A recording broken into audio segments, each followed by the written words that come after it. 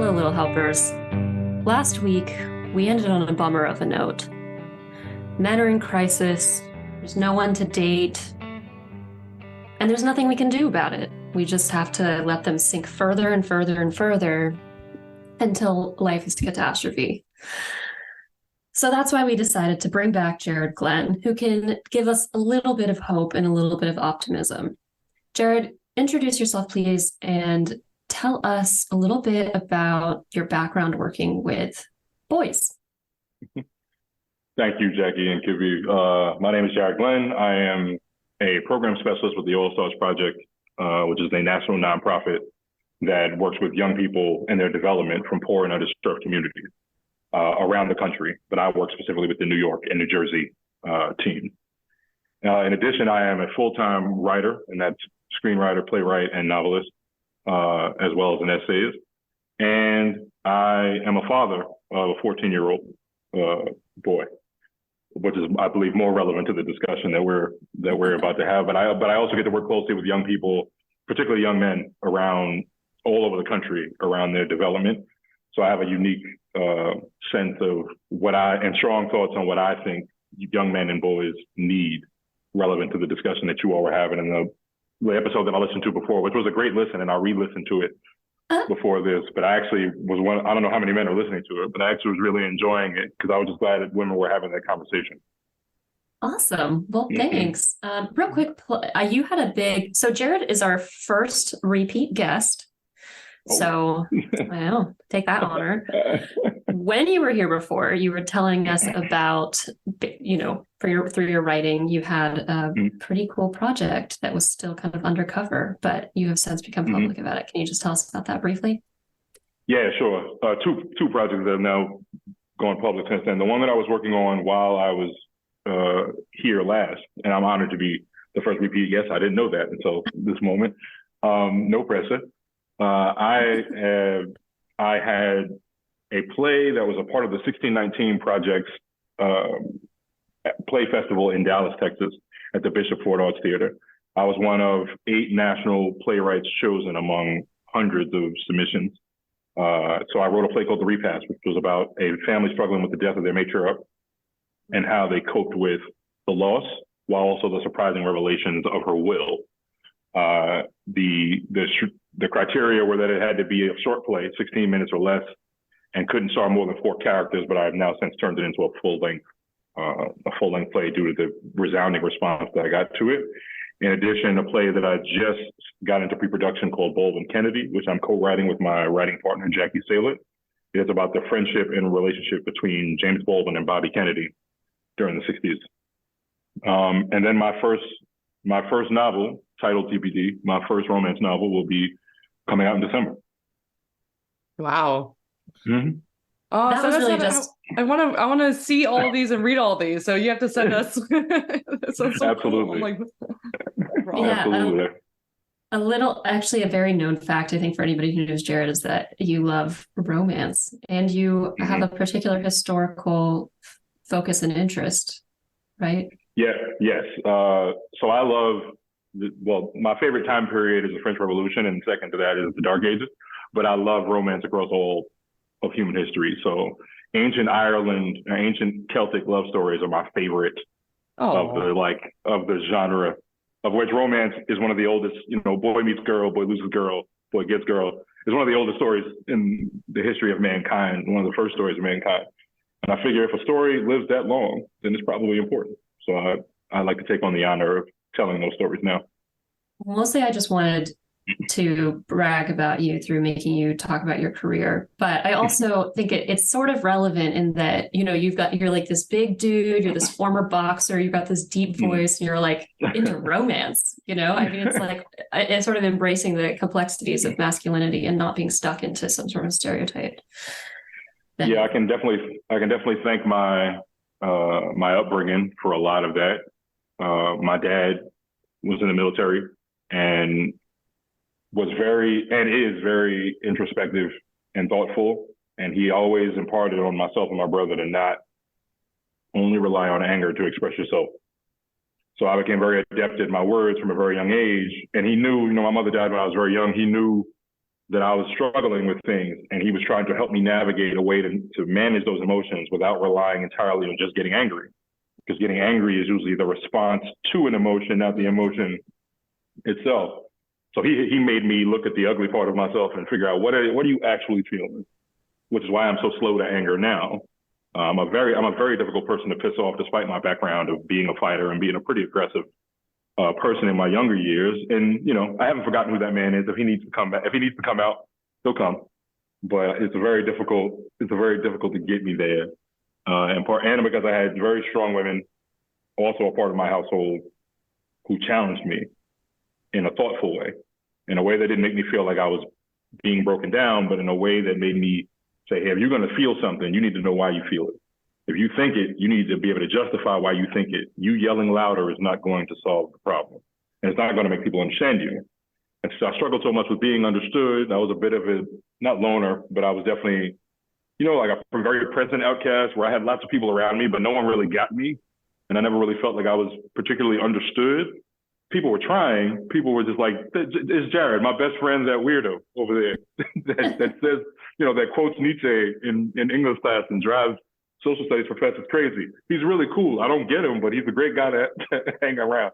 And that was my upbringing. So I credit that with my level of thoughtfulness around the words that I use and how that I use them, and how I engage with people, both people I agree with and people I disagree with, which I find a lot of other men struggle with, even very grown men in my circles, struggle with being challenged and being disagreed with.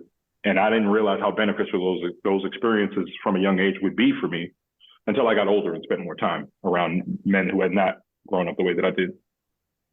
Can't wait to hear how your family and all of these figures you probably had around you taught you how to do that. Because just to recap, so for anyone who hasn't heard the last episode, but we talked about how young men are really struggling, especially in this country. Especially, it's funny we talk about the romance part, because that's a huge part where men had this identity of being like the provider and the alpha male, and we got to be tough and blah, blah, blah for so long with these really strict gender roles. And now that everything is a little bit more fluid and the economy is changing and there's a lot of changes going on a social level, but a lot of men struggle to know, how what their identity is, like what their role is, what is their value? How do they assert themselves without getting, quote, me too'd or canceled or whatever? So how do you defend yourself or deal with your emotions in a way that isn't just anger or stuffing it down? So it's amazing to hear that you even had a little bit of that, just like a new way of approaching that instead of just quick to anger. Yeah, I think that, well, as my dad used to put it, is that because he grew up around so many men who struggled with it. He's, of that generation. He was born in the 50s. So he's of that generation of our parents that man was man. And he was like, you don't feel, you don't show, you don't, do anything. Well, then, and I didn't really think about the perspective of this until I got married. I'm since divorced, but until I got married and realizing what it is that I had to lose. When my father lost my mother, it forced him to turn inward and figure out how he was going to manage his emotions. And that's what began the journey of him making sure that his son didn't do that, didn't fall down that rabbit hole as well, because he realized very quickly that no one was going to save him from what it was that he had to feel. There was no solace. There was no safety net. No one really gave a shit that he, oh, I'm sorry, can I curse on it? I realize I'm a person. Yeah, you're good. Okay, but no one really gave a shit that he was suffering. So he had to find a way to manage it himself. And I gained an incredible amount of respect for him once I got married and had a child with my now ex-wife, who's an incredible, incredible mother, and married me way too early. Like I was ready to be a father. I was not ready to be a husband in the slightest. And I think that my father teaching those lessons and my willingness to receive them didn't happen simultaneously. And I had to go through the struggle of, I love that you both touched on in the prior episode about the struggles that men go through around breakups and divorce that don't often get acknowledged. And who did I feel it when I went through my divorce and no one prepared me for? I was like, oh, I'll be fine. I'm going to get back. I was not fine. I spent years struggling with self-worth, and self-acceptance, even just getting a new sense of who I was at that moment. So much of a man's identity is tied to what he can provide. And I love that I'm not saying anything new. I love that you both mentioned it before. Like I literally had a physical reaction when I heard it on the podcast, because I was like, thank you. Somebody is saying that so much of our identity and self-worth is based around what we can provide.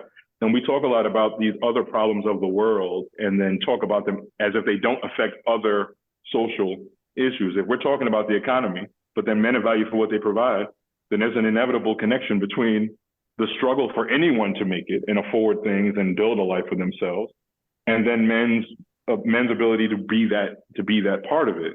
And we've boosted up, rightfully so, the role that women can play in society without taking a look at how that affected the role that men should now play in society. And it's nuanced. It's hard to focus on all these things at once. Women needed this platform, needed this boost. So it's easy to be so focused on the one thing, but now I think after enough time has passed, we're starting to see the reverberations of how that affected men, because there is no automatic, well, you're a man, so you now have all these advantages. There are men that are victims too of the exact same system. And I love that the Barbie movie touched on it in its own subtle way. Is not all men are winning from a patriarchal society. There are certain men that are winning, but it's like anything else. If I'm an over 6 foot, big, strong guy, so I don't walk the street in fear for myself at any given moment. But if I were a 135 pound, 5'7" guy, I'd be worried about myself walking around. Him being a man doesn't protect him from being a victim, because it's not a broad statement. Mm-hmm. And it works the same way emotionally and economically. It's like, yeah, if I heard this thing from a women's podcast. I have a diverse podcast listening library, but they were talking about the 6, 6, and 6, the 6 foot, six figures with 6-pack abs. And that's the man that these women, that was the formula they came up with that these women were looking for. And I was that has to be a title of some episode that we do. I don't even know what we're going to talk about. But that's 666. I heard it and I was like, this is fascinating. How is this not like PhD certified already? But I was like, oh, I'm 6 foot. I make over 6 figures, and I, have relative form of 6-pack abs for a guy who's approaching 40. And I'm supposed to feel like I'm winning. So I'm like, if I'm not one of those things, if you're short or you're making the average salary for a man, which is below $50,000 a year, you're not really walking around here with your chest out feeling all these great benefits of the patriarchal society. I'm experiencing those benefits, but most men are not experiencing that. If you correct for all those different elements, the height, the earning potential, they get cast aside as if they're not even fully men, let alone men that should be regarded well by women. They're regarded poorly by other men. So it's such a nuanced, conversation around the men's self-worth, that I think as I transition, I'm giving a long answer, so I'll try to finish here, but as I transition from struggling to make it and getting back on my feet, and it took me 9 years post-divorce to really get myself in a good position financially and personally and emotionally, psychologically. But I was so self-aware that I noticed a huge transition in the way that I moved through the world. Once I made real money, once I wasn't worried about where my next meal was coming from, once I kind of moved about and I'm more confident, I became a different person. Where if you, like some men, if that you're with them while they're struggling, if you saw them veer towards success, you might not even recognize the man that they become, because they're moving from a place of not worried about the societal expectation anymore. I don't worry about what women think of me now. Now, I'm thankful that I'm generally regarded pretty positively, but the stress of worrying about it constantly, like so much of what we do is based around how women are going to regard us. If women love garbage men, there will be a line around the block of men trying to be garbage men. Like so much of what we're doing is just based on how we can be regarded by the fair sex, as the historians called it. So if this is what we know is valued, the men that have it are chilling, almost to a point of fault, like you referenced before about how these douchey, rich, young men treat women, because they know that they're what's wanted, they're what's desired, so they can get away with doing all this crap. But the younger guys are now just doing any and everything they can to try to hustle to get there, or killing themselves in record numbers because they know they never will. And that's a whole other wing of conversation, but it's affecting men on a deep, deep level. The conversation needs to be had before it's too late for anyone who cares about men or their sons who will soon become men. Yeah, so first of all, I feel like there are about 25 different places we could take this conversation. So I'm like, deciding on a question it's been an interesting process. But there's this scene in the Barbie movie where she's like, women have to be X, and they have to be Y, and they have to be not too much this and not too much this. And I've always been like, yeah, that's totally true. But I don't feel like it's necessarily easier for men. I mean, I wonder if we could do that same exercise with what men need to be. When we think about the patriarchy, it almost seems like we're talking about this sliver of men. And sometimes the same with women. I mean, I always felt like I would use the patriarchy to my advantage in certain ways. But other women are like, I can't, I'm not perceived that way. I don't have that education level or that like attractiveness level or the boldness to basically use men for their money or whatever the case may be. So there's like way more kind of puzzle pieces in this than I think we often recognize. And I think you're pointing out that like, yeah, what about men who don't make six figures? What about white men who bald, which is very different than black men, by the way. What about short guys? What about economically disadvantaged men? Like, how do they fit into this system and these kind of power structures that we're suddenly obsessed with talking about? I think the short answer is that they don't, and that's the problem with the system. Yeah. That they don't really fit into it right now, other than to serve the whims of the people who are at the greatest advantage of it, the men who are more well off, the women who can benefit from those and have found a way to benefit from that system. They think that, I still have all these men to pass, not realizing you've already passed most men's ceiling. Like by getting to a certain place, believe it or not, if you made $75K a year and had at least a master's degree, you've already surpassed most men in American society. Yeah. You've already done it. There's more, some people define themselves by the struggle that they're up against.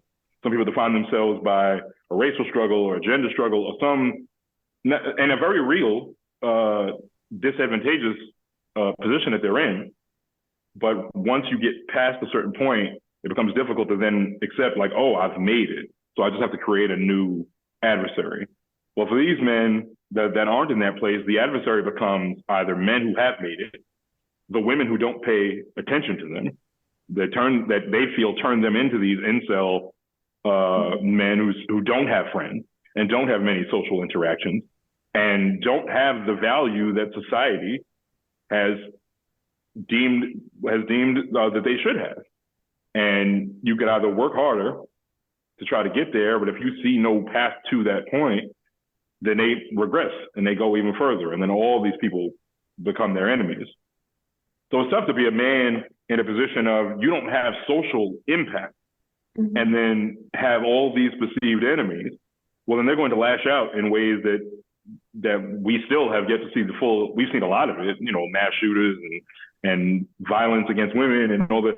We've seen it, and it's not to excuse it at all, but we've seen the manifestations of how that anger, resentment, and feeling forgotten can manifest itself. I mean, even politically, we see it of how that a lot of those people just don't feel heard. A lot of people just don't feel like they matter. And if they find someone who speaks to them and makes them feel like they matter, it doesn't really matter what they're saying. They could be complete snake oil salesmen, but at least that snake oil salesman is talking to me instead of pretending like I'm not there. It's interesting. As you were saying that, I was thinking the same thing about that. That makes so much sense why there's like this big chunk of the country that it just, are now expressing so much anger and rioting and doing all these things, shootings, because because as you're saying, if they don't fit into what you're supposed to be, then there's nowhere for them to go except for, fighting. And I was thinking like it is a little bit more flexible for women now, probably because we talked about it so much recently that I think the equivalent of, like an objective standard, like being thin. Well, being thin, we still feel the pressure to be thin as women, But now we have a little bit more flexibility of like different beauty standards, and we're just at least talking about it. But for men, almost what I'm hearing from you is like, if men don't make a certain amount of money, they should probably start making more money. Like there's like enjoying the comforts of or the advantages of a lower salary. Like eventually we should move to, but like it sounds like if you don't make it, you're not making it. Well, the struggle is that if you're constantly told that this is the thing that makes you valuable, well, then you will both constantly try to get that thing and never examine anything else about yourself that might make you valuable. So they could have all this untapped potential, but if they have no reason to look at it, I never focused on trying to make a lot of money. I somehow managed to leverage my emotional introspection and my ability with the English language to make myself a living. But I had to explore that thing that's off the beaten path that nobody says I should value. And in fact, most people told me was a waste of time to be valued, and then turn that into a way to create a living for myself. So I don't just, and this is where some of the people that are successful struggle, is I'm not just successful, I'm successful at the thing that I feel comfortable giving me purpose. I'm not working a job that I can't stand to make the 6-7 figures that makes me valuable according to a patriarchal society. I actually enjoy myself. I love doing what I'm doing. Now that brings its own set of issues because when you really love what you're doing and you take a lot of time doing it, some people have a hard time splitting that attention with you because they know, hey, if I want to be a successful guy, I got to be okay with the things that make him successful, which means he's probably going to work his ass off. He's probably going to be intensely focused on these particular things. And I say all that to say that for a lot of these men, it's not that they, yes, according to society, they should just make more money, but it's really that they should be finding something in themselves that's more or just as valuable as their earning potential. Now, part of that is twofold. They have to find it, and then other people have to value it. And you'd be hard pressed to ask, and I'm thankful that I have lots of women as close friends of mine and confidants, that when I ask them, what does a man give you other than money? Like, what does he provide for you emotionally? There's a lot of crickets in the room. And if you ask them what they're looking for a man to provide for them emotionally, they'll get just the same number of crickets. Interesting. So it's both men not knowing what to give, and then in some cases, women not necessarily knowing what it is that they want from a man beyond that. Because if the men don't exist, that means you don't have any experience with them. Mm-hmm. If the men that have all these qualities that we want them to have are so few and far between, that means most women have never actually engaged with a man who has that level of emotional self-awareness. So what I found my struggle personally and anecdotally in dating is that a woman will ask for a man that has the qualities that I possess, but then when I use them, it challenges her to have to bring the same thing to the table. It's like, hey, I'm not going to yell and scream and stomp around when I have a problem. I'm going to tell you what my problem is very clearly, very concisely, and as calmly as I'm talking right now. But if you're so used to having a knockdown, drag out, well, this is the way I'm used to responding to men, I don't know how to handle this man that's not getting angry and is very calmly telling me, is this a trick? Is this a game? Is there subtext here? And sometimes just getting someone to trust that I'm telling the truth and that I'm saying how I feel, because we've all been conditioned around these patriarchal norms that women are affected in that way by it. So even with all that success and that narrower dating pool that successful women have to navigate, you're still dealing with men that were part of that same system that you found a way to succeed in. So all the money in the world is not going to make you more emotionally introspective or emotionally intelligent. All that stuff so then once you have that man, what do you do with that? How do you build something more with that man that isn't just based on money, that isn't just based on the things that he can provide or protect in that regard, emotional safety and all that? What more is there to him? But if you don't ask more of him, he's not going to think to look any deeper. And I think part of the demand on men that I would love to see more women put on men is the emotional demand. They feel so much of the financial demand, and like some men just literally can't afford to date in New York City. It's bananas, like the price of everything. So some men would love to date and just can't afford to do it. But also, hey, you want to give that man a real challenge to see if he really wants to commit to you and build something lasting with you. Challenge that man to look inward. And if he's not willing to do that, there's no amount of money that's going to make him do that. There's no amount of money that he's going to earn that's going to make him willing to do that. So I think some of it is just those men need to do more, but it's not the more that they think it is. Mm-hmm. It's not the more that involves how do I get a better paying job or how do I do these things. It's the more that makes them bring more to the table than just their wallet.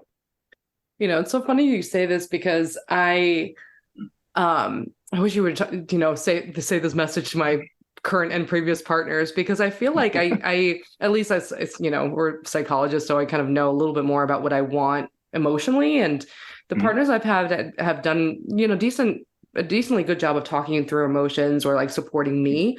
But I found that if they are not making the money that they want, it's not like I'm looking for that in them, but they get depressed and they question themselves and their insecurity affects our relationship. So I'm like, okay, go make money because then you'll be happier. So it's what you're talking about is complex, and it's like this fixation on that salary level. It's like it's like a double-edged sword, right? Absolutely. And you touched on something very important about that. The way insecurity can show itself in men is that, like, we'll be in a relationship with you and be thinking that the relationship is fine, but it's always an asterisk, like, unless somebody just like me with more figures in his bank account rolls up, the exact same quality, gives you all the same feelings, but he also makes $200K a year. Well, he's going to be like, well, that's all it's going to take. She's gone. Wow. Like, somebody's going to see in her what I see in her, except he's going to have done the financial. I'm like, no, that's work. Silly. But I think if there was just like a hotter version of me that rolls up, I would also be upset. and because the standard is different, like the same way, like, oh, if this woman has all the same qualities as me, but she looks like a supermodel, well, then I'm going to be like, oh no, yeah. what's happening? Well, that's the male version of it. Yeah. The male version of it is like exact same dude, either big, strong muscles and such, or lots of money in the bank account, or a 9-inch, whatever. Like all these different things that men are sitting there just thinking that the other men are out there, the better men are out there. I've got this great, wonderful blessing in my life, and if I'm not careful, I'm going to lose her. It's hard to shake that. It is hard to shake that. Yeah, I mean, it's interesting. I'm like, okay, well, what do women need to bring to the table? It's like, well, we have to be hot. Okay. Men have to be rich and big and strong. So I think some of it is that we're acknowledging here that the standards are different from men to women. Women, like any woman, or just about any woman, I won't even say that. I'll say there's a larger percentage of women that could walk out their house right now and get laid if they want to. And men have to be good in bed. At least that seems like a huge preoccupation with men specifically. I mean, the number of male partners who have been like, how do I rank? Like, how do I level here? I'm like, I don't know. I mean, you're all kind of the same. And then like, I'll have a better connection with some of you, or like maybe one or two of you had some cool extra moves, but like, it's not this like, oh yeah, I'm going to bring out my spreadsheet in like rank order, And it's definitely not length of time, fellas. It's not length of time. You lasting for a long time is, that puts you at the bottom. Get that shit over with. It's about to be a very different podcast, but I think much like a relationship, like an emotional relationship, sexual relationship, if you're paying attention, that's 90% of the 90% of the battle. Whatever it is, just pay. It's not like people love me to like, oh, what's the formula? It's really very simple. Pay attention. Yes, thank you, thank you. Paying attention. That's usually the roadmap is there. You just don't know. You're so busy flying down the street that you're not realizing, like, no, you missed your turn over there. That was the orgasm is over there. Like you missed it. So I think so much of it is both complex and simple. It's just paying attention. But Jackie, you touched on something that's a real thing, and I think that's another thing that Scott Galloway touches on a lot, along with the video game, is the influence of pornography. Yeah. And it's like if you and the dissociation from the fact that what you're watching is fantasy. One of my very first paid writing jobs, believe it or not, was an adult film. That was one of the very first ways that I got paid to write. It's the easiest. Shocker! It's the easiest thing to write for that you could ever imagine. But one of the first paid gigs I ever got was writing for adult film, and so I got to know the industry very well. been on sets and, imagine whatever comes along with that and all that kind of thing. But it's all an act. And then, and after enough consumption of it, you kind of dissociate from the fact that what you're watching is not real. So while it might seem like, oh, this woman seemed to be having the time of her life while these four like heavy pipe laden dudes run through or whatever, like it's all part of a fantasy. It's not part of the like. I had a great conversation. I don't know how deep we can go on this. So I'm using my language, but I had a great conversation with a friend of mine, this woman, who sent me this video of this TikTok woman talking about like, guys, you don't need to have a 10-inch penis to satisfy us. It's like, and she was going through all these different measurements. Of like, there's a law of diminishing return. After a certain point, it's like this isn't fun anymore. This feels like work. This feels like something that is happening to me. After, like that's the way she was describing it, and I thought it was hilarious. And just in my experience, from they're just accurate. Like all these things that you see on TV, much like in video games, aren't real. That stuff's not real either. And that not all women, some women might be looking for that, but not all women are looking for a guy to do that to them. So I think it's the exact same avenue of men needing to spend more time both with each other in person, spend more time away from technology, away from anything that's not real, anything that's simulating the reality that they want. Go out and live the reality that you want. And the only way you can do that is to, as the kids say, touch grass, but get outside. Like you got to get away from the screen. And I think a lot of men are struggling with that because they're having such a trouble getting the real thing out in the world.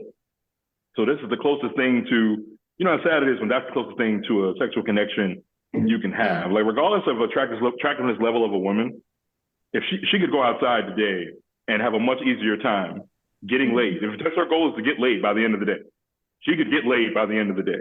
Most men cannot walk out the house with that mission and come back successful. So we're talking a lot about the problem with men. What do you see happening with boys? And that's the population you're working with, right? Mm-hmm. Yeah, young boys and up to 19, and then in select ways a little bit older, but most of them between the ages of about 12 to 19. And I can speak both as a professional and as a father of one, because sometimes what I see with him informs how I interact with them and vice versa. Is some of what I touched on the tail end of what we were just talking about. It's so much of this feeling of not being allowed to experience adversity and being sheltered from failing. Okay. And there's so much of your character comes from being unsuccessful and how you manage not being successful.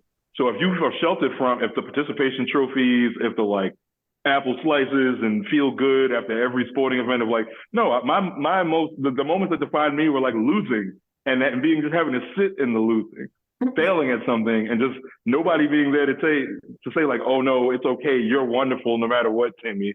No, it's oh, don't worry, you're just perfect the way you are. No, I'm not. and learning that you from a very young age that you aren't perfect and that you have things that you can work on and that you have things that you can explore, just to be a kid, just to get out there and get dirty, not just in the literal sense, but in the life sense of hey, ask that girl out. Yes, you might say no, but that's part of the experience. Getting out there and say, I'm going to try out for that team. Well, I'm not very good. Try out for it anyway. You might make it and surprise yourself. You might fail. Like my son made the basketball team, but then he didn't get much playing time. And he had to navigate the oh, I'm getting made fun of because I don't get in the game very much, even though he's the valedictorian of his class. Because of what young boys. Oh, good job, Jared. Value. Oh, that's as much. His mom is a PhD in curriculum development. That's way more her. I'm helpful with the soft skills, but she's way more influential in that regard. But yeah, I think what young boys need is an opportunity to get out there and live, and not just live in the sense of, oh, it's all sunshine and rainbows. They got to be able to get out there and live the reality of the world. Because when you send them off at 18 or whatever to go out into the world into college, but you haven't prepared them for what that world is going to look like, that's doing them a disservice. You're not putting them in the best position to succeed because you've constantly sheltered them from failure. Mm-hmm. So I think if I had to give, and I could write a dissertation all the different things I think young boys need. But I think the thing that's most prevalent is that they aren't being encouraged to take risks, which, and you touched on it in your earlier podcast, is something that traditionally men are usually not as concerned about risk as women. I think that's slowly starting to change. And men are now so aware of risk that they're not taking any. And that the ramifications of that are going to be far-reaching and more far-reaching than we realize in 20 years or so. Yeah, I was wondering if you felt like this is a boy-specific thing. Like, are girls not being pushed out enough, or does it just not matter as much for girls because it's not as central to our personalities? I think that I do think girls are taking more risks than they have in the past. I also think, because I do work with young women as well, I also think that part of it is they don't feel, well, this could be cultural, because there are some cultural differences. But for example, immigrant families versus African-American families versus white American families and so on. But they also don't feel, it's a little bit easier to take a risk when failure doesn't knock you down as far. Mm-hmm. So when you're trying to make it in this patriarchal economic structure, and you're like, oh, I'm gonna try to be a doctor or an engineer or whatever, but you aren't treating that as the main thing that makes you valuable, then if you don't succeed, you don't feel nearly as much of a drop off, which makes what I've seen as young women more likely to take that second chance. Mm-hmm. If they don't get that first internship, they're way more likely to come to me and say, Jared, what do I have to do to prepare for the next one? When the young men didn't get that first crack after that interview, I had a hard time reaching them, because they would kind of go into their bubble and try to manage those emotions that they don't know how to manage, because they don't have a man around usually to help them figure out how to navigate those things. So I think that's the difference. Women are taking more risks, but they also don't feel nearly as cut off at the knees when that risk doesn't work out. So then they bounce back better. They bounce back more quickly and more effectively to try the next thing. That makes sense. I remember in our last episode, we talked about how women have more opportunities to make different identities, right? There's not one more central thing that they're known to do, and, their whole value is riding on it anymore. And men, as we're talking about, it's like still kind of career. And, like if they lose the internship, oh my gosh, like what else do they have to fall back on? And I'm curious too, what is, I'm glad that you're saying the taking the risk, especially because I have a 1-year-old boy. He just turned 1 like this week. And I'm kind of scared how, what is it like to raise a boy these days? And what do you think the goal is? I know there's not one answer, but if they're going to take risks and they learn to fail, they learn and build their character from their losses. But now we still have the expectation that the goal is to like be tall and make money. What do you tell these boys to be or become or go towards? What I do is tell them that the greatest value, and I think this is not just gender specific, but we're talking about men and boys. I think the greatest value is comfort with yourself. That who you are and what you bring to the table as a human being is the springboard for everything else. Because as we've seen what happens with very rich people who don't have that foundation of self-comfort, they're flawed. Even with all that success, they have issues. They're struggling in their own way. And then we treat it as, because you've made it in capitalism, you're not really struggling. And yeah, it's a little bit easier to cry in a Ferrari than it is, out of a cardboard box. I'm going to acknowledge that. But at the same time, learning who you are and what you are and what you want and what you enjoy versus what society tells you should be, I think it's hard to quantify the amount of value that brings. I think also part of it is that as we are there are unintended consequences of getting away from what we call traditional masculine values. And the irony that I see as I step back now, it's like, oh, masculinity, because part of my job as a writer is to break down people and characters down to their base urges and motivations and characteristics. And then when I think about, as I write some of my characters and I look at human beings as characters, it's like, oh, masculinity looks fine as long as women are doing it. Mm-hmm. Because some of the same qualities that are listed as, oh, these are the things that are masculine qualities, the women that have fought through to that patriarchal system to get where they are often exhibiting those traits that we now say are bad for men to exhibit. The exact same quality, that competitiveness, that aggression that is now rewarded among or applauded among women. That's right. You go out there, you go get it, and that's great. But then it come with the unintended consequence of now making boys feel bad for having those same qualities. So I think some of it is getting back to like masculinity is not in and of itself toxic. And that there are elements of it the same way there are elements of toxic any idiot that you want to or ology that you want to add on to it. It's not all, we're not all great. And I think that it's this chasm between, it's great to have empowered women, that also means that doesn't have to mean disempowered men. It doesn't have to mean boys that feel bad about themselves just for being boys, or being competitive, or being ambitious, or being like, hey, I'm going to win, I'm going to beat these other people. It's fine to be that way, but we have to figure out the balance so that you can be that way without feeling like you're at the expense of other more marginalized people, while also realizing that there's a reality to the world and society and the way it works, is that if there is a win, that means that someone lost. Mm-hmm. And I think we have a hard time as a society currently accepting that somebody's going to lose. That's just the reality of, I don't care what system it is, capitalist, socialist, communist, whatever you want to call it. Historically, there are winners and there are losers, and the only thing that changes is what those things look like. There was a time when these computer geeks were the lowest of the low in the 90s, and now they're the king of all they oversee. So it just, the winners and losers are going to be there. And I think once we become okay with the fact, not okay that people are going to lose, but okay to the fact that losers are just a part of reality, then we can start being okay with being competitive and being okay with being ambitious and trying to move yourself up and forward as a human being without it being constantly through the lens of, does this also bring me value as a man? Mm-hmm. Because that shouldn't be the reason why you're doing it. Otherwise, that's going to show itself. If success was the key to making a good man, there wouldn't be so many, high-profile lawyers going upside their wives' heads.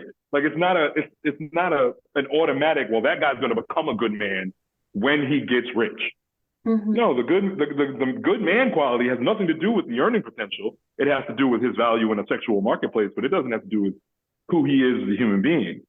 If we get them more okay with being all these different varieties of things as human beings, I think that's the step toward them being okay with, hey, that wasn't meant for me. I'm not meant to make $1 million, because we're not all going to do that. We're not all going to be the bosses. Some of us are going to be employees. We're not all going to be Fortune 500 CEOs. Some of us are going to be custodians, and that's okay. You are not now less of a man because you have a different way of making a living. But we as society treat that man as if he's lesser, and he doesn't deserve as much. He doesn't deserve a wife. He doesn't deserve a family or a house or all these different things because he doesn't fit this mold. Mm-hmm. And we treat them as such, and then get shocked that they get treated like they're not worth shit. Well, if you treat somebody like they ain't worth shit, they're going to eventually start treating themselves like they are worth shit, and regarding other people in that way. Yeah, mm-hmm. Yeah. Do you have a sense of why? We were just to move back to men for a second. There is a sense that, like, okay, they don't get women and they don't get respect, and then they start choosing enemies, and the enemies tend to be women, which I can almost understand a little bit better because it's kind of like we're withholding the thing that they most want. Why minorities, immigrants, marginalized people? Why does that tend to be the enemy? Do you have any sense? Why do they tend to be the enemy? You mean among that subset of, like, the aggravated white American incel community? Yeah. Well, first off, if you're constantly told, and I'm going to speak racially first, if you're constantly told that this system that has been made for you to succeed and you still haven't succeeded in it, while you've watched other people succeed in it, you're going to go one of two ways, if not both. You're going to think that the system is not actually set up for you to succeed, which is where they fight back against that, like, oh, this isn't a white patriarchal society because I'm broke and I'm a white man. So clearly it's not that thing, or that the only way that person of color has reached that success is because they're a marginalized community and they couldn't have gotten there without. So it's like, oh, you had it given to you. You didn't earn it, or this wasn't made for me in the first place. Mm-hmm. And that's where they turn toward minority community as the enemy. Because and part of it is, that we speak so broadly about the way the system is set up. Like, oh, white male, this. Well, if there's a white man out there that doesn't feel powerful, he's gonna be like, what the hell are you talking about? This doesn't, like, what do you mean? I'm like, or he's gonna look at women and say, what do you mean this is a patriarchal society? You make more money than I do. So how is it automatically set up for me? And that's because it's more nuanced than that. But if they're failing in the society that was set up for them, then they're going to be a little angsty when they see other people that aren't like them succeeding in this society that not long ago, like in our parents' generation, was set up for them to not only not succeed, but to automatically be failure and failure be the ceiling. Like my dad grew up in colored and white water fountains in Georgia. It's not that long ago that was society. So now if you've been raised by that same generation that shared the same timeline as my dad, where my dad sees the opportunities for me grow, but that white grandfather sees the opportunities for you shrink. You're going to be taught through the lens of those shrinking opportunities. And or they'll treat elitists, the elite like that, the experts at anything. Being an intellectual is now treated like a bad thing, which ironically, in a progressive way, you're treated badly, with male or female. If you're an intellectual, you're the enemy. So at least we've created some gender equality in that sense. PhD means you're a piece of shit, no matter the gender. But that's the same way that they fight back against coastal elites and people that are highly educated. Like, oh, you don't know everything because you're not talking to me. You're not talking about me when you say all these things. My life isn't the way you say it is. So what do you know? So I think that's where they create these enemies. And, human beings, we function in such a way, at least in America, where if we can't find an enemy, we'll just make one up. Yeah. And for a lot of them, these enemies are completely manufactured. For a lot of them, these poor white people don't realize how much they have in common with poor Black people, and vice versa. But this was a thing that was said even as recently as the 70s by major politicians, was like, if you can get the poorest white man to believe that he is better than the richest Black man, then you can manipulate that man. So there are some fat, poorly white guy in a trailer park somewhere who thinks that he's genetically superior to LeBron James. Yeah. And believes it to his core. Yeah. Like, it's just not possible. The pure fact of the one thing they can't take away from me is my skin color, and that makes me better. My question is, it's going back to kids again, because with all this, we know that the outcomes for Black boys are the worst. Black girls are actually improved. I mean, it seems like vastly improving on at least educational metrics.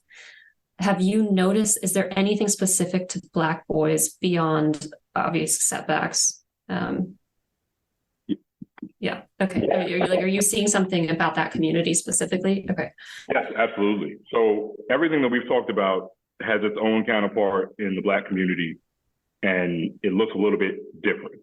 So gender relationships, like around dating, for example, look very different, but not very different, but the effects are different in the marginalized community. So for example, and it's interesting how bifurcated these worlds have become, but like the general talk around feminism is boosting women up and trying to find a way to give women the opportunities that men have, and finding ways for men to perform and be better as partners, as parents. And you're finding a way to try to be a counterpart with the men that you're seeking out, which is the whole reason, I imagine part of the reason that you were having these conversations to begin with, is trying to find ways to, hey, we don't want to pull our men down because we need them and we want them and we love them and we have men in our lives and we're raising men. So the Black community has a different lexicon around this kind of stuff, where it's we don't need men. Okay. Men are terrible. Men are tolerated. So they've kind of taken the message from feminism of the 20th century and then expounded it to and some of this was purposeful by our government in the mid 20th century, but creating benefits and removing the male from the household. And this is not to get too deep into it, but this has been a practice that's gone on since slavery time. It was on purpose to either remove or emasculate the men in the eyes of their women. So to beat the biggest, strongest man in front of their women, to reduce the way that man is perceived among society. Well, you see a modern day version of it. So while men are trying to fight one battle to try to advance themselves, and Black men actually have made a lot of progress in that regard. but yet our standing among our women has changed very little. That's so some of those same benefits and this is where you see more of a rise of, and this is a deeper dive, more of a rise of interracial dating and men seeking partners outside of the community. So ultimately, do you really want to spend a lot of time with somebody that hates you? And if they talk about you in such a way, do you pursue that? Because it's one thing I think some people think being a strong woman and being a man or being like a man are synonymous. And that some people have a hard time navigating that they're very different things. So that some women are actually just emulating men toward men, but then wondering why they're not getting a better response from a man. It's like, well, because the man doesn't want to be with a man. That man wants to be with a woman. So some of that is deeply cultural in the historic fabric of the Black community. And then a lot of Black boys being raised in one particular way and Black girls being raised in another particular way. So like our young women in our program thrive because they come in with being told from their matriarchs, you need to be able to do this by yourself. Okay. Men are not going to help you. Mm-hmm. Men can't help you. Men, or in some cases, men are awful or evil or whatever, if you go to the more extreme, but at the very least, you need to do this alone. You're the only person that you can rely on. So they are much harder at seeking education and affluence and money, but they adapted the same principle you both mentioned in the previous podcast, that women date laterally and up. Mm-hmm. Well, if Black men are struggling to try to get there, but Black women are skyrocketing up that ladder, then the Black woman who wants to date a Black man who is looking for that 6, 6, and 6 is dealing with a much smaller pool of men while having to also compete with every other woman. Because the difference being statistically, Black men have a much larger available dating pool than Black women do. Because there are a lot more races that are willing to date Black men than are willing to date Black women, just statistically, not from like my emotion, but just statistically, Black men, when they reach that certain point, they open up this plethora of way more women than they thought. And I've experienced it personally, of way more women than they thought would ever be available to them. An unintended consequence of desegregation and blended communities and so on is, like, for example, I went to an elite institution and it was like, oh, I've made it. I'm going to this elite institution. Why was my family shocked that my first girlfriend in college was white? When there's like 91% of the people that go there, where it was like, oh, I don't have many of my peer group around to date, let alone actually be compatible with one another. The more you go up, the dating options for men get broader, but for women that doesn't necessarily happen at the same rate. So they actually close off. They've become, if you're dating laterally enough, dealing with a smaller pool of available men who are not seeing them as the only option, and that creates other longer ranging consequences in that, like from that uniqueness of the minority dating situation as it relates to men and their advancement. So I'm curious, you said that the girls coming into your program are told you have to do this by yourself. What are the boys told? Like, what do they come in feeling? Well, that's the tougher conversation to have, right? Because we're essentially working against the social expectations that their community puts on them. So it's not like we as an organization are telling these women that, their families tell them that, their neighborhood tells them that, right? So the young boys, I think even worse than being told something negative, they're not being told anything. Mm-hmm. Sometimes for a lot of these young men, I am the only man in their life telling them to try to pursue anything with any level of ambition. Like my phone blows up with young men who don't have men in their lives, not just as fathers, but community members, just men looking out for them. And the men in our organization become even more vital in that way, because at least we're telling them something.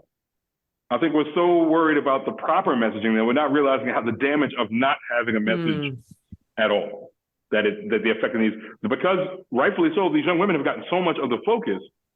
We just assume that because it's a patriarchal society, the men will be fine. Mm-hmm. They won't be fine. Because now you're essentially putting them out there like a Spartan kid in the desert, telling them, hey, survive and then come home. And then we're like, and a surprise that they're failing when they don't even know what they're supposed to be aspiring to. Yeah. So when you don't know what your goal is, failure can look like lots of different things. And failure is a lot easier to attain when you don't have a goal. Because as long as you're not moving forward, you think that you're failing. So we help kind of create a vision, or like we help them navigate. Well, first off, rather than say you should do this, this, and this, what do you want to do? What do you want to see for yourself? Where do you want to go? Because no one's asking. Like, we ask our kids all the time, what do you think? How do you feel about what's going on right now? And they think it's a trick question, because adults don't ask them what they think of anything unless there's a particular answer that adult is looking for. We're not looking for a particular answer. I want you to tell me honestly what you think. And these young men are so terrified or conditioned around the terror of expressing themselves that they will only talk to me or other men in our organization. And or some of their select teachers, of which there are a lot of great male teachers of all races that are out there trying to do this work, because internally men are having these conversations. And I'm glad that it's becoming a bigger conversation that women are now also a part of, because you should be a part of it. But I think part of it is that we're constantly, these young men, the only time they heard what a man is supposed to be is from women. Because women are taking a lot of, are using a lot of YouTube, podcast universe.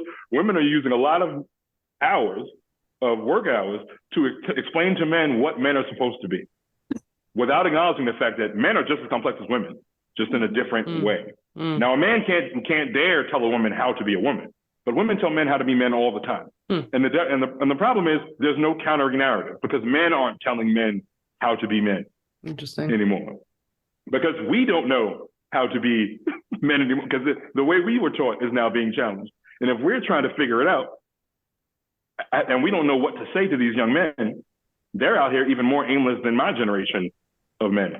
So I think they're just not getting a message is the problem. What messages do you give them? What the words that you said before rang in my head of, I was ready to be a father, but not ready to be a husband yet. Knowing your experience, what do you tell like your son or these young men? What should I tell my son about like what does it mean to be a father, or what does it mean to be a partner? So, yeah, big question. So I'm thankful that I've started having the conversation with my son about what it means to be a man. I know the time will come, he's 14, so I know the time will come eventually where we get into, but I've been doing this work long enough that some of the young men who I've known since they were 16 are now 23, 24, 25. Excuse me. And they're coming to me with those questions and those thoughts. One, I love the fact that young men are even being thoughtful about what that looks like, about how to be a partner, because they don't want to repeat some of the same things they've seen in their own families.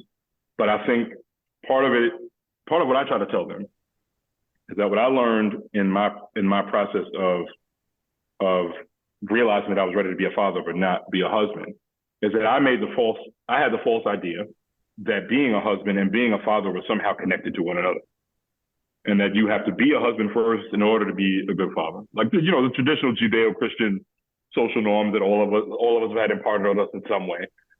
And I didn't realize, first off, and it's just me speaking for myself at this point, I was like, oh, I love my wife. She loves me. We have a life built. We have money. We have stability. We have a big house. We have all these things that a person needs to be ready to be parent. And then I held my son and immediately realized that I had no idea what I was doing, and that I was going to have to try to figure this out. Like, all that stability in the world is just preparing you for how unprepared you're going to be when you have a child. And I'm not going to speak for the experience of a mother, but that's what his mother also shared with me. It was this feeling of like, we don't know what we're doing and we're figuring this out together. But what we realized in the process of being effective parents is how ill-equipped we were as partners to each other. Because for example, we've never had a major disagreement about our son from birth to now, which anybody who's a parent out there and in here, that's remarkable. It's like, whether you're in a relationship together or not, and the fact that we're divorced, but people ask us to be godparents to their children is indicative enough of it. We communicated very well as co-parents, not very well as husband and wife. And I think part of it is because I was very prepared for how to be a father, because I, in part, watched my dad be a father, a very attentive and communicative father. But what I never got the chance to see him be was a husband because my mother was gone. Mm-hmm. And my father didn't date again for a long time. Like he got remarried the same year I got married. So my adolescence got to see a great shining example of what it means to be a father. And then no example whatsoever of what my dad looked like as a partner to someone. And I don't know that he would have been great at it or terrible at it, but like I said, there was no message. There was no preparation for that. My dad was preparing me to be a man and a father, but he did not know how to prepare me to be a husband because he had only been a husband for a short time when he lost his wife.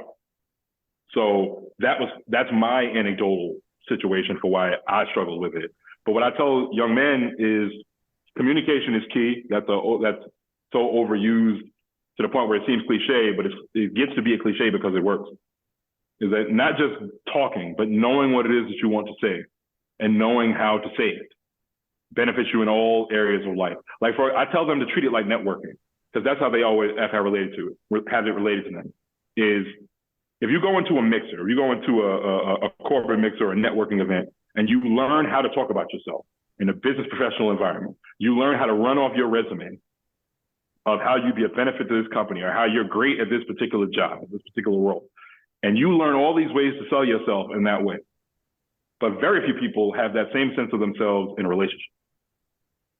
I know now at 39, what it is that I bring that would benefit you and me to a relationship. If you ask me to run off my personal relationship resume, I can do that because I've spent enough time looking inward to figure that out. What I learned as a husband was that I had no idea who I was as a husband. Mm-hmm. I had no idea what my value was.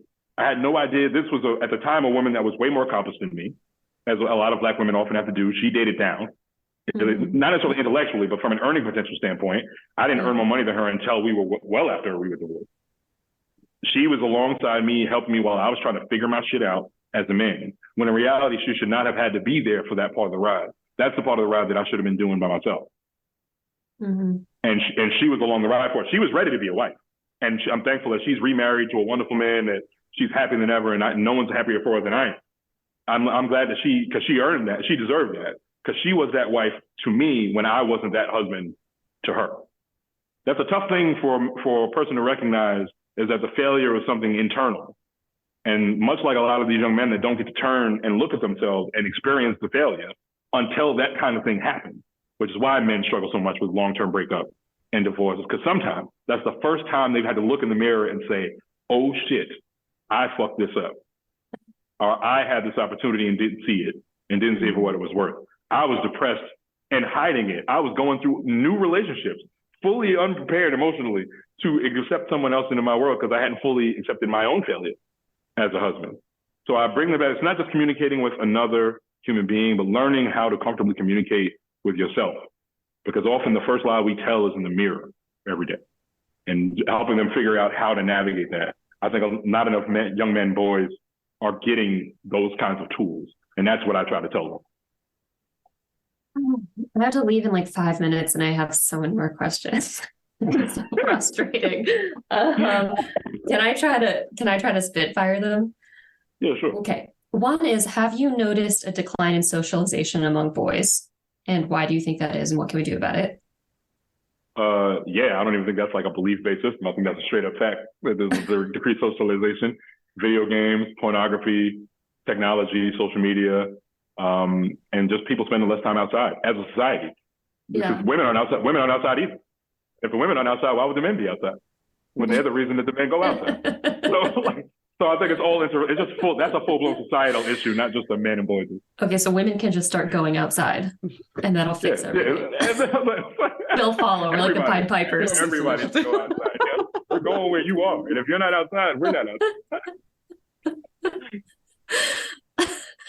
Okay, so go outside. Okay, and then how do we make fatherhood appealing to men? I mean, this was a big part of Richard Reeve's book, was like re-engaging men in fatherhood. So how do we do that? How do we make it appealing? Just make it not so expensive to do. Okay. Which is just general parenting, I think, to make motherhood more appealing as well. Like just make it not as expensive to do. I think part of it is also to make marriage more appealing to men. Because the men that are seeking out wanting to be fathers are also seeking wives. Mm-hmm. that those things are usually, for men, I can't speak to women, I don't know that part of it, but for men, those things are usually linked. So I think making marriage more appealing, and part of it is marriage is often viewed, especially among successful men, as something where they only have something to lose and nothing to gain. Which is so ironic. Yeah, Mm-hmm. well, it's so ironic because as that book was pointing out, like marriage is actually an institution that really benefits men and has historically Mm-hmm. benefited men more so than it's benefited women. And yet we see women more interested in it than men. Well, because men are thinking about the worst case scenario. If you're a very successful man and you're young and you have all these dating options that you've mentioned before in this podcast and the previous, why would you get married? Like I have friends that are late 20s, early 30s, millionaires. Yeah. And they're just straight up like, why would I get married? What is the appeal of getting married to me right now? If I can have a different woman every day of the month, what is the appeal of getting married right now? Because they're not thinking like a 45-year-old, like most men in their late 30s, early 40s, when they start thinking, oh, I should get married now. Yeah. They're not thinking like that. So to them, it's like, what's the benefit of getting married? This doesn't work out, and then suddenly I lose half my shit. Yeah. Like it's like, so for them, it's part of it is making marriage more appealing to men. How? You just pointed out some really compelling arguments against it. I'm like, oh dear, like I didn't think about that. Well, I mean, the irony is that women are getting richer, so maybe y'all should hitch your wagons to us. But that's just one suggestion. Well, you're seeing more and more of men getting spousal support and men receiving child support, while also dealing with the family court system is still one of the few areas where women is at a great advantage among men. You have to not just have a lot of money, you have to have an astronomical amount of money to be even remotely considered for custodial arrangement for your children when this ends. Some rich men aren't getting divorced just because it's more costly for them to get divorced than to just sit through an unhappy marriage. So those same men that can afford marriage and fatherhood also don't see much incentive to be married, which then de-incentivizes them from becoming fathers. I just don't know why I mean, there was a time when wealthy men were getting married. Was it just because women weren't putting out otherwise? Divorce was more stigmatized, so they were less likely to be left. Oh, so that's the worst case scenario you're talking about. Okay. Yeah, the worst case scenario is being divorced. But if women weren't going to divorce you for having a whole second family or beating them up every night because the dinner was cold, like the 40s and 50s tropes, well, then you was like, I could get married. Because what was the difference? Yeah.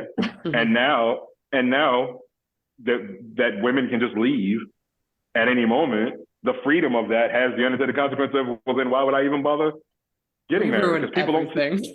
I know. I know.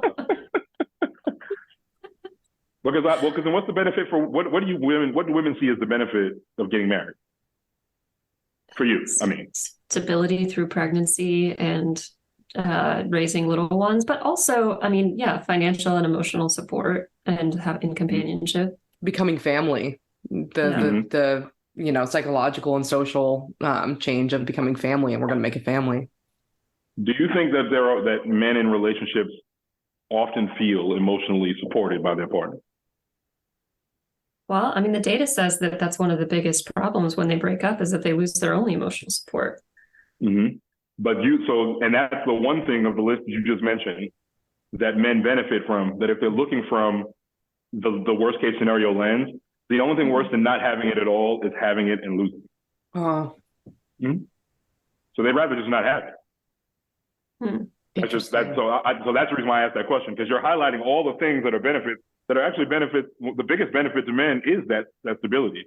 But if it can be lost so easily, then why have it?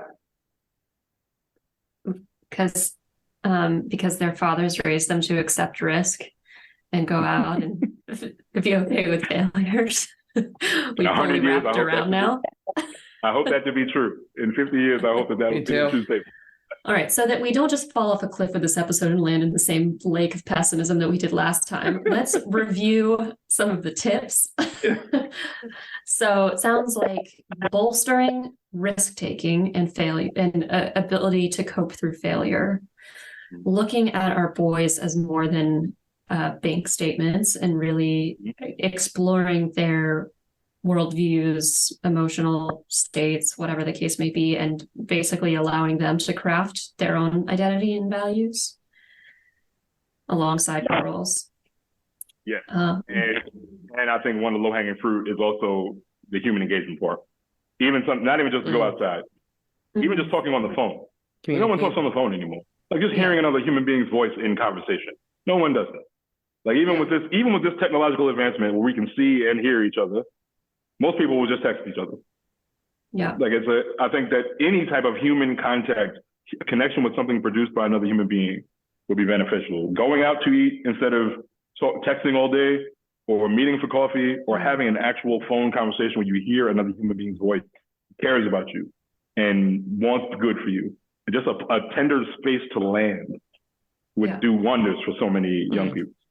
Okay, so increase that socialization partly by making girls go outside so that the boys will follow. Everyone go outside. Go outside and talk. I love it. No more participation trophies. You gotta, Anything else? Anything I missed? I think also what you said too of the not just saying masculine qualities are necessarily toxic or bad, but get how rid of can this you toxic be masculinity competitive and strong and aggressive without hurting people? Yeah, because I think otherwise men are in this unique. I'm going to say this quick. Men are in this unique position where they are having the feeling that women want the men that they're interested in to act one way, and the men that they're not interested in to act a different way. The problem is that the men don't know which one of those that they are most of the time. So a lot of women will say like they'll want traditional masculine qualities of the man they're trying to date and marry and become father. But the man on the street, don't approach me. Don't talk to me. Leave me alone. Don't make this up. But if it's a man that you want, please come talk to me. I'm giving you every signal in the world to come talk to me. Why are you not coming over here? Because that man doesn't know which one of those men he is. He doesn't know how he's being regarded as the predator or the asset. So I think that's also part of it, is a byproduct of shedding those masculine notions is trying to help men figure out for themselves what that looks like for them, how it looks to both be masculine and be a person worthy of partnership, friendship. I also don't think enough men have women as friends, which is a whole other podcast. Okay. Awesome. I think that's a great summary. Do you want to plug your organization? Sure. I work with the All Stars Project, headquartered in New York City, but located around the country, New York, New Jersey, Dallas, Chicago, and San Francisco Bay Area. Our mission is to develop young people from poor and underserved communities through the developmental power of performance in partnership with caring adults. allstarsproject.org if you want to find out more about our organization. If you ever want to find a way to be proactively involved in helping shape the next generation of young people, this is a great way to do so. And we are largely a volunteer operation. So we're always looking for people to try to help out in any possible way. So allstarsproject.org. Awesome. And it's Jared Glenn. We need to look out for your romance novel when it is time. So, so let us know when that's out.